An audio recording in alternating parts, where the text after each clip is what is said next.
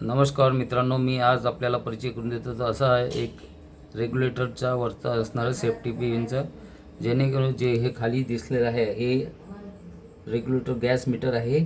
हे जर gas metre gas किती आहे हे माहीत पडते, पण महत्त्वाचा उपयोग आहे की कुठेही लीक नळीमध्ये असेल तर हे ॲटोमॅटिकली बंद होते. याचं नाव आणि या तर ही घटना सांगण्याचा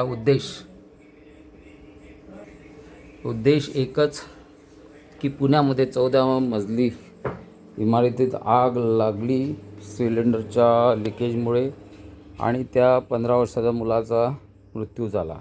माझी अशी नम्र विनंती आहे की प्रत्येक अशाच फ्लॅट स्कीममध्ये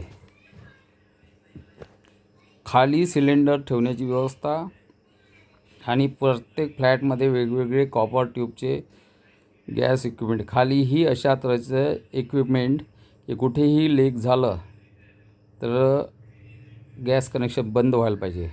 कारण या रीतीने गॅस शहरामध्ये देण्याची व्यवस्था पाहिजे. आणि गॅस पाईपलाईन जर पुण्याजवळ मुंबईजवळचं गॅस पाईपलाईन तिथून देऊ शकतात, तर अशी दिल्लीमध्ये गॅस पाईपलाईन दिलेली आहे प्रत्येक फ्लॅटमध्ये, प्रत्येक घरामध्ये.